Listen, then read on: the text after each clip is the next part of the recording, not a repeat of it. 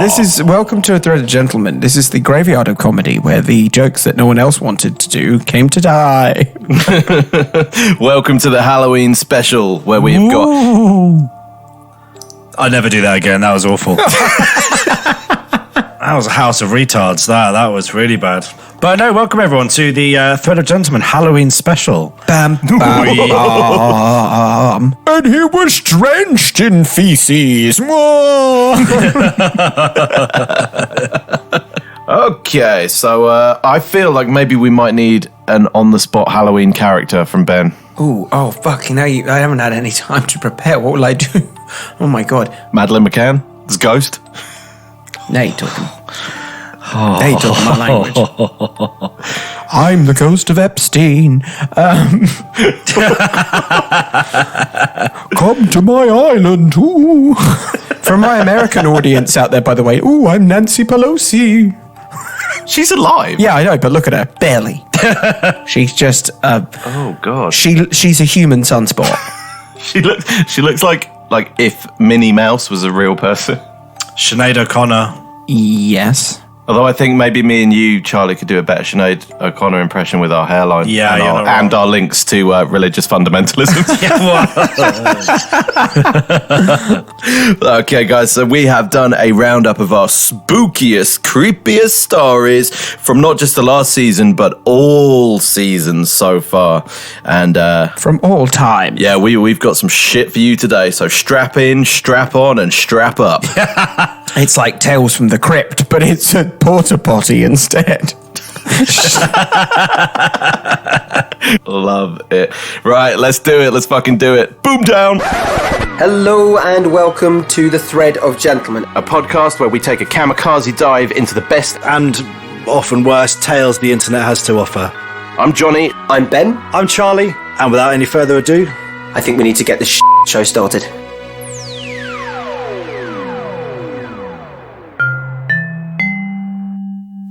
Okay, so this one, I'm already scared of the title. It's called Mr. Daddy, and it's sent in... I don't like it. No.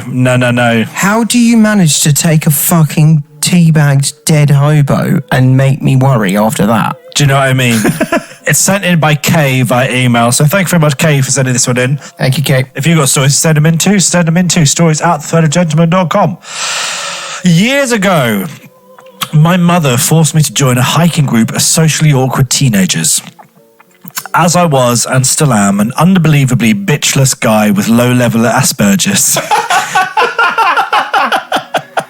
Oh, by the way, I love the fucking timbre of your voice when you said bitchless. I love that. Bitchless. Fantastic. Bitchless guy. I've been lying. A cracking episode. Yeah. The What a way to kill it off. is fucking amazing. This is Shakespearean level quality. This really is. We can keep going with this standard as well. I'd be lying if I said I wasn't going to just scope out some chicks and escape the wrath of my mum. I was therefore faced with the familiar sensation of disappointment as I arrived and ran my eyes over a sea of guys. Ugly guys. Bon appetit, my friend. There were just, hiking groups, there were just two girls, both of whom I would latch onto like a desperate remora fish. I've got no idea what a remora fish is, but I really love the reference. Back to the guys, all of the caveman screaming like apes, slugging each other in the face, and belting out incoherent rap lyrics. Only one stood out as properly weird. Let's call him James. His name was definitely James. I won't use his real name, as the guy is probably on the sex offenders registry by now and has enough to deal with. Name is definitely still James. Pity him. He was quiet at first and skinny to the point of being emaciated. On our first hike, he loitered at the back of the group, creepily staring at the girl I was trying and failing to chat up and sipping from a battered hip flask. Oh, he's got all the hallmarks of domestic terrorism. Oh, fuck yeah, of course. Absolutely. He later ripped poison ivy off a tree and stuffed it down the collar of the girl. After a strong telling off from the counsellors, he promised not to do it again. He annoyingly returned the following week, smugly sipping from the flask. Unsurprisingly, she did not. He sounds like Fucking a hell, horrible, that's horrible like- person. This is basically every creepy character that Paul Dano has ever played in a movie. Yeah. Yeah, really intense. Paul Dano and Michael Cera had a child. A bitchless child. Bitchless. I'm going to use bitchless more and more in everyday conversation now. So on a later hike, he announced that he identified as a vampire and listened Of course. off the guy. listed off the strange and sexual pronouns he demanded we use. Everyone continued to ignore him, so he tried to identify as a pirate instead. He eventually demanded. I just identify as garlic.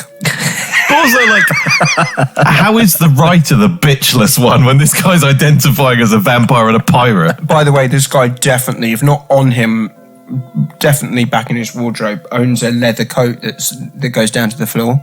Yeah, absolutely. Yeah. He loves The Matrix, by the way. Yeah, he's been to Download Festival over a year for the last million years. Yeah, he's black Oakley sunglasses and a ponytail. For sure. And he's got a Cyberdog membership card. Okay. Oh my god, Megadeth t-shirt. Sorry, Megadeth fans. No, you don't apologise to Megadeth fans. So he eventually demanded that we all refer to him as Daddy, except for me. It was Mr. Daddy to me, because of course it was. Still, none of the counsellors... You know what? Fuck this guy. I'm sorry to interrupt, Charlie, but if you ask me to say that to you, I'm gonna make you regret that. I'm gonna lean into that. Do you know what I mean? I'm gonna look into your eyes and I'm gonna say it slowly whilst being as wet lips as possible. Go on, give me an example. Mr. Daddy. Mr. Daddy. See, that didn't work. You weren't leaning into it enough. I'm slightly erect. No, I'm sorry, man. I'm not sorry. Enjoy the erection. No. Nurse that semi. The table's raised by 3 inches. Thanks, man. So still none of the counsellors would kick him out, as the whole purpose of our hikes was supposedly as an outlet for odd duck teenagers. They refused to break their code and cast this demon out. James would go on to empty the remaining 3/4 of his beverage, a lumpy brown sludge, into the remaining girl's hair. It stank of shit. And then he then attempted, with some success, to throat fuck the flask. She didn't return the following week, but guess who did? Mr. Daddy himself, after a stern ticking off. The weird bastard eyeballed me through every second of his public lecture, sipping from the fetid flask. It was confiscated after the lead counsellor was done, which sent him into a loud spiral of self-pity on that day's accursed hike. That night, he got my number from the group chat. Oh, no. Tried to video call me over and over again. I picked up out of sheer range to be greeted with the scary sight of Mr. Daddy ripping his shirt off and grinning like a maniac. Once he began howling battle cries and flexing his muscles, I quickly noped the fuck and ended the call. Yeah, and block. Yeah. And leave the group and move house and call a priest. Yeah. I'm not usually one to go down this route, but it's only a white guy that can do this. Yeah. Yeah. I don't want to be in that camp. No. But I have but to you're not wrong. fucking make a concession that it's a Western culture, English-speaking white guy that's doing this. A bitchless white guy. Bitch, I'm sorry, I keep forgetting it's a bitchless fucking hack that does this. Bitchless Mr. Daddy. Oh, Oh, God. Jesus. Drinking out of his poo flask. Very close to his mother, I think. Yeah. Yeah. There's a lot of cats in that house as well. All There's going to of be them some dead. bad smells. Oh, yeah. No, there's new ones, but they're just living over the top of the old ones. There's the toilet stopped working a while ago as well, and there's just a bucket now that they take outside. The problem is, you're right, you know? Yeah. Yeah, this guy's fucking... Yeah, the leather jacket, by the way, has not left my mind. The leather coat. And that's all he wears when he's strangling the cat. Just as a side, there was a whole fucking swathe of those guys, and some of them still exist, by the way, that do... Like, they watched The Matrix and they went, yep. Because, do you know what? I watched The Matrix recently, and you have to go and watch it again thinking this. These people went back into The Matrix, right, and dressed how they did. That is the biggest bunch of fucking dorks you've ever seen in your life. They're all dressed like absolute cocksuckers. And no one in the 90s dressed like that, by the way. But also, weren't they all like computer nerds and tech nerds? Yeah. So that's exactly how That's they would what have I mean. dressed. Like, yeah. now when you start thinking of it like that, you're like, oh my God, they're the worst fucking nerds you've ever seen. Yeah. Yeah, it makes complete sense now. In between dodging bullets, all there with their inhalers. They all opted, like if we all popped back into the Matrix now, you'd just be wearing some fucking casual clothes to be like, we definitely don't want to stick out visually. Yeah. But also, like, we're not going to stand in a room with our own glasses on. No, I'm so worried about Mr. Daddy, about what he's going to get up to. I'm worried that he's waiting outside right now near my car. Well, are you ready to find out more? Yeah, let's do it. At 4 a.m. on the day of our next hike, I received a terrifying selfie of James, grinning like a crack addict, with a caption, "Season's greeting from Daddy," scribbled across the image in bright red. It was August. Upon returning to the group with my disturbing evidence, I discovered that Mr. Daddy would no longer be joining us for walks. We weren't given any further explanation, but recently I discovered the truth from a close friend, the son of the lead counsellor. His father had, this is where it gets awful and we feel terrible for everything we've just laughed about. His father had apparently emptied the contents of Mr. Daddy's flask on his driveway that night to discover a lumpy mix of liquid feces and strong alcohol. Oh, so he was drinking a poo flask. Oh my God. He was chucking it. So he was shitting in this thing, drinking out of it, and also fucking it. Yep. Chunder chowder. That is awful. I wonder what alcohol he used. Glen's vodka. It probably wasn't even alcohol. He just managed to somehow ferment something in there. I have to believe that Yeah. if you were born as good looking as Brad Pitt, that's got to turn your face into a nightmare. Yeah, it really does. Like there's no amount of crack cocaine on planet Earth that can do the damage that bottle can do. No chance. So James was barely 14 at the time, and that was the last straw. And he finally dropped the illusion of inclusion to ban the sick deviant. Wherever he is now, I really hope that creepy fuck is getting the help he so desperately needs, and that no one ever calls him Mr. Daddy. I completely agree. Yeah, absolutely. Totally Listen, agree with it. Kay, thank you so much for sending that one in. Muchas gracias. This one's from John. I was on the piss in a fancy dress clown outfit with a long coat on. I'm a good few pints in. You're wearing a long coat, right? Yeah, I'm wearing a long coat right now. And suddenly I need a shit. Here we go. I pulled everything down and backed onto the bog. Oh, fuck no. Something very strange happened. No splash. Because you caught your turd. Fuck. Turns out I've backed in rather than down and shut inside my own clown coat. Leave But the fucking coat. Yeah, you're naked for the rest of the night. Sorry, mate. Tell you what, it would have been a really different film, wouldn't it? Oh man, it's also like just the idea of like my clothing like touching a fucking public toilet is bad enough. I think I shit my pants, Georgie.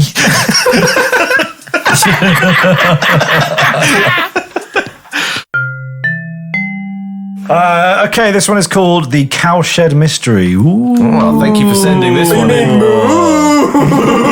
Fuck off! My auntie had a farm in the 1990s, and there another farm close by that was having issues with cattle worrying and trespassing. Whilst most people view this as a harmless activity, something was spooking the animals at night frequently, and it was causing issues with calving. I mean, you do get that. You get people who do like the cow tipping and stuff, and you do think that that's... Isn't that really cruel? Yeah, but you think, oh, well, that's harmless, they're fine. But when they're calving, I guess it does, it fucks everything. You know, up. you can't tip a cow. I beg to fucking differ. Well, I was going to say, like, I feel like it's a gigantic fucking thing. Simply pushing it would... Yeah, like, I think that... Yeah, you need a couple of people. I read something like it's just not possible. Really? Yeah, well, I mean, a cow will just walk. Yeah, I mean, it's got other options. No. The trick is the cow is asleep, standing up. Oh, right. And then So you creep up on it, and then three of you. I would say three, maybe four. Do cows sleep standing up? Yeah, I don't know. Well, fuck it. Fuck it. Cow tipping is a phrase, and apparently people have thought about I'd like to put. I've never done this. Like, it's just what I've seen. You know what? I Actually, should all the fucking things I've seen on the internet, never seen that. So the farmer decided to put up CCTV to try and find out what was going on. Oh, I don't know whether I'd want to watch that footage.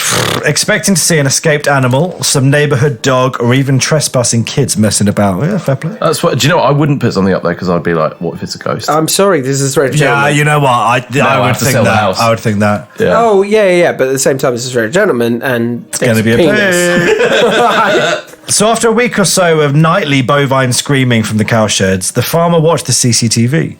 The farmer was not prepared for what he saw. It was a bloke. Yeah. A very disturbed bloke. Yeah, of course it was. Yeah. He was rolling and wanking in the cow shit naked. Oh, come on, man. My story was better. on. This was the 90s. Jesus, you had better Cow things to do. pat as well. Fresh cow Literally pat. smearing himself until not 1 ounce of skin wasn't covered. Face, mouth, everything. Is anyone else Catch me! Is anyone else thinking of Apocalypse Now? Oh, that's even worse. Or Predator? This is the end. Eventually, the farmer caught him red or brown-handed. Get the fuck out. And chased the fucker out. Yeah, fair play. Yeah. Pitchfork! If there's ever use for a pitchfork. Fucking burn it with fire, you know. Get that shotgun. He didn't return, but other farmers around the county had reported the same issue. Oh, come on. Even the cows were disgusted by you. You Yeah. turned milk, you Even the fuck. cow. Yeah, literally, the cows are like, Get out What of you our doing? shit. I mean, the silver lining is didn't fuck the cow. You know what? Can you say that again with syllables? No cow got fucked. No cow got fucked. No cow got harmed. No cow got harmed. Kind No. of. Good Psychologically, but yeah, no cow got harmed. I have a theory about cows, right? Oh, okay. Go on. It's a bit out there. Go on. Go on. Fucking brace yourselves, right? So, if you were an alien Yeah. coming to the planet, Yeah. you see two species that absolutely dominate the planet. They're human beings and cows, because there's so many fucking cows that we've bred for beef. And yet they are the two species that report getting, nicked by aliens, probed, cattle mutilations. I realise other animals can't report this stuff. I get that. Milk of the cow. But we see evidence of it. Yeah. Do you think the aliens think that the cows are in charge? Nah. But yeah, so don't roll around in cow shit or any shit. Don't run around I'm shit. glad that we could come to these conclusions. Yeah. It's a public service is what we're doing. It's a journey that we take together. Yeah, it is. So I think I want to kick off the end of season 3 with a story from Mr. Gibbon. Fellas, we have this one sent in by The Necromancer. Oh, what a name. What a name. This is going to be dark. Hello, gentlemen. Hello, Necromancer. Hi, Necromancer. I'm going to assume your real name is Necromancer as well, so, good luck, Godspeed. He's a necky boy. My name, for all that matters here, is The Necromancer. Oh, thank you. All right, well, let's go with it. Mainly because I love to bring things back up when they should remain buried. Nice. Nice. I'm so worried about this one. Should be. If you may, I have a loose thread that needs pulling, and I'd love to regale you with the story of a drink, delinquency, and death. Already, in the first couple of sentences, this is the best written thing we've had received into us. Yeah, 100%. Yeah, so it was quite a few years ago now. The exact date, like most things with time, is lost to the ether. But this story holds firm. It was a night like many others of my misspent youth. I've had a few of those. Yeah. Yeah. In fact, that is my youth. Misspent. That's just my life. I've spent it wrong. Yeah, I'm continually going to the worst casino of life and spending what little chips I have left. All on red. Yeah. There is no red. Louting and drinking with my friends in an old graveyard. I feel like this person used to listen to a particular type of music. Yeah. So here we are, drinking from shared bottles, the cheapest Glen's vodka and knockoff soft drinks. You all had fringes. Yeah, massive fringes. Yeah. Yeah. Glen's vodka, there's a blast from the yeah. past. And roller cola or panda pop. Rolly cigarettes. Yeah. That's happening. Yeah. Multiple belts. Yeah, just amber leaf packets in everyone's crossbody bags. Yeah, good times, man. Checkerboard vans, do you remember? Ooh, pink belts. Yeah.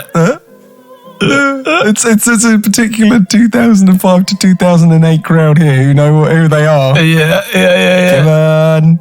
I know you're sat in your office right now, like looking back and knowing that that's the moment that it went wrong. Okay, so enough of shitting on like 40% of our audience. So knockoff soft drinks that had only ever seemed to appear in the shadiest of off licenses. Yeah, and the bag was plastic, blue and white. Yeah. Smoking and laughing and listening to music. Yeah, good times. The night is fairly young, and this graveyard is restless with the exuberance of youth. So, as all drunken, bored teens in a stuck-up town do, we begin to take turns suggesting and acting out dares. Nice. I like this. Yeah, usually you go, what's going to happen? But I know this podcast. It's not good. The dares are going to go wrong, I would imagine. All right, As long as no one poos in the graveyard, then how bad can it go? Somebody sneezing in an open arsehole? You asked a question. Yeah. Do you know what? Yeah. You opened the door, he walked through it. That's on you. Enter stage left, my good friend and dear confidant, the Fool. I like the way this guy writes. Fool. Nice. I like this. I won't shame him by giving you his real name. Fuck you, give it. Yeah. Who is the fool? The story should be shame and guilt enough for an eternity. Anyway, the Fool is your classic class clown. A true troubadour of japes and buffoonery, and never backs down from a challenge. I honestly admire his confidence. I also admire your fucking eloquence, sir, because you have the gift of the quill. I am enthralled by this. Anyone that uses troubadour in a sentence, I'm happy with. Yeah. That's the first troubadour of A Thread of Gentlemen. It's also the first fool as well. Well, no, I mean, we show up every week. Yeah, that's true. So it's not often you find a man with a humour as black as sin and a heart as pure gold, but the Fool is definitely that kind of character. As luck should have it for us, the perfect pitch of a dare came up for him. See, not but 50 metres away, or about 164 foot, no one gives a fuck, was a sleeping homeless person laid out on a local park bench. I've seen this movie before. That homeless man turns into Agent Smith. Yeah. Yeah, but okay, so you got drunk teenagers in a graveyard and a sleeping homeless man. This man is already down on his luck. Leave him alone, goth kids. Just don't go there. Yeah, goth kids and a bum. That's what the story's called. Now, us being horrible and benighted teens, addled in the brain with booze and all manner of other substances, dared the Fool to saunter over and teabag the poor vagrant. Oh, no. What a sentence. No. What a sentence. Don't do that. Don't do it. Well, no, fuck it. Do it. Why not? Yeah, do it. Do it. Yeah, who's he going to tell? He's got no one to talk to. You'll be all right. No one will believe him anyway.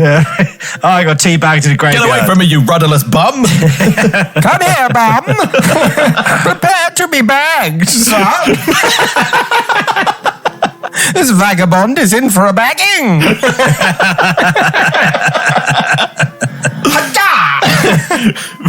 We got any spare change for a Greg's, mate? Have out, you blobby clothes. Have my hot and sour balls in your face. Dinner served. Receive brain, you fucking vagrant.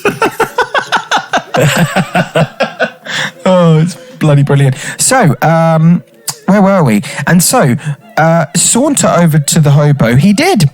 And we all watched agape when he undid his belt, tipped down his flies, and proceeded to place his shriveled scrotum over the eyes of the homeless sleeper. Wow, eyes. Isn't that called the Iranian goggles?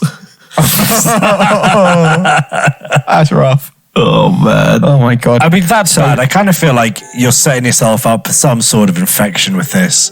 Yeah, but you know what's really funny? Who? Bum's revenge. You're going to get pink sack. Are you going to get fucking sack herp? Or is it that he's getting eyeball herp? Probably Maybe both. it's a trade.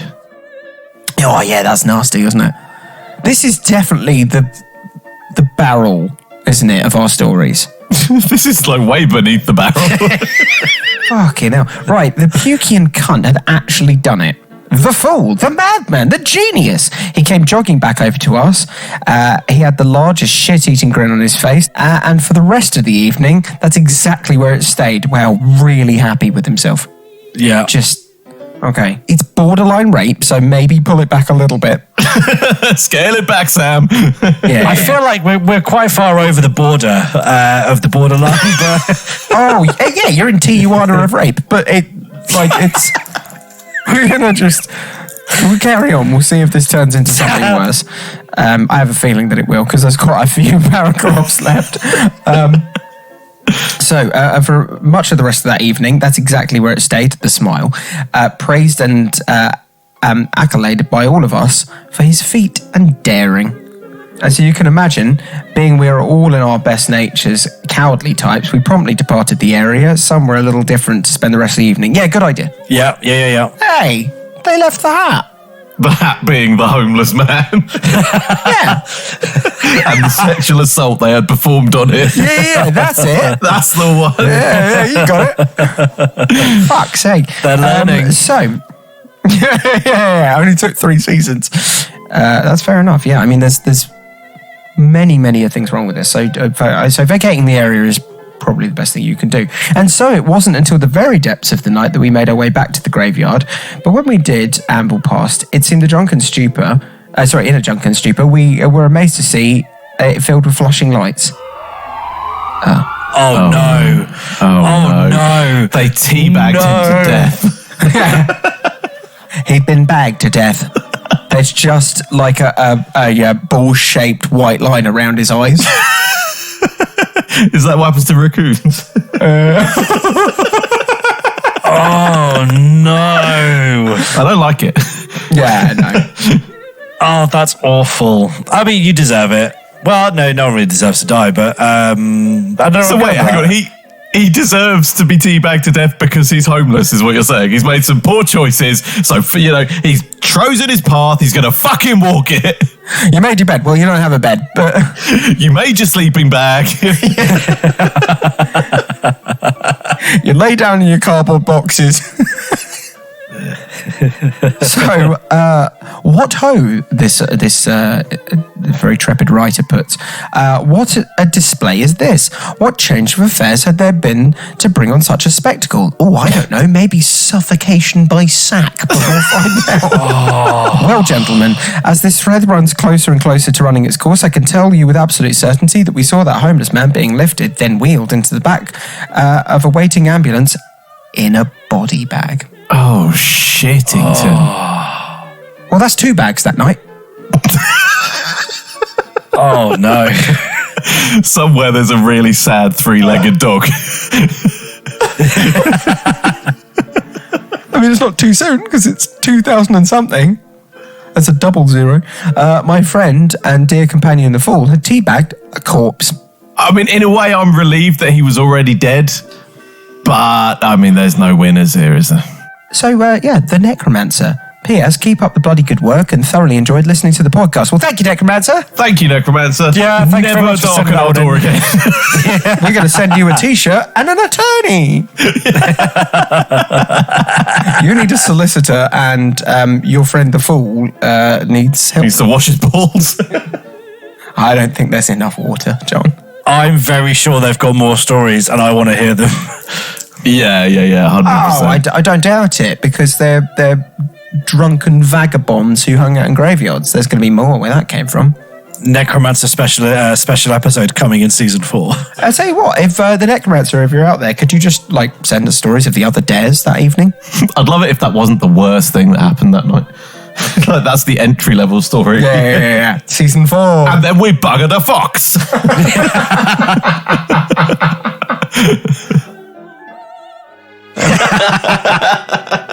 That was a scary load of fucking shit that happened to people. What a ridiculous episode. Corpse bagger. Yeah. Can you imagine being that guy? Can you imagine, when you just look at the police afterwards and just be like, oh, yeah, there was a corpse. I bagged a corpse. I think looking at the police wouldn't be so bad. Notch on the bedpost. I think it would be like looking at yourself in the mirror next time you're shaving. You're like, oh, I have become Death, the destroyer of worlds. Yeah, this is how people become accountants, by the way, is that they're just like, I need to change lanes. What, you just think like that they've done something, like every accountant's done something so weird and fucked up, like teabagged a corpse. That just like, right, I need to, like, if I don't do this, I'm going to fuck a corpse. Like, yeah, I now need to wear beige for the rest of my life and, work in finance. Like, I mean, as we know on this podcast, beige is never a good choice in terms of clothing. Well, no. Or wiping too. I was also going to say that if the beige trousers aren't working with the feces, that's because you're anally bleeding. Yeah. Yeah. Not wrong. Health advice there from the thread of gentlemen for you. Yeah. Dr. Boone? You've lost it. You've lost it. And also, you schemed right past Harold Shitmum. Oh, God. There it is. Oh, God. Fucking hell, John. Listen, they're elderly. They've had a good run and let him have his fun. Harold Shipmum. Moving on. We do a podcast. Thank you very much for listening. We do a podcast to our audience. Bye. Thank you for attending.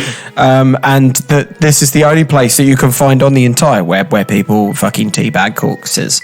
And it's for comedy. And if you teabagged a corpse and want us to read it out, send them into stories@thethreadofgentleman.com.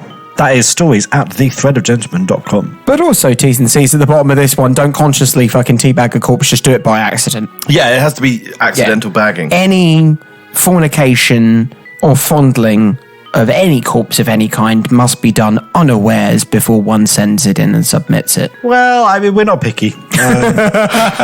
Jesus fucking Christ. Oh, right. Anyway. Season 4 coming very soon, but I thank you so much for listening. Thank you guys for getting involved, for listening, and for joining us for a spooky Halloween special. Muchos gracias. Let's go! Fuck off. See you next time, folks. Ciao, ciao. All the best.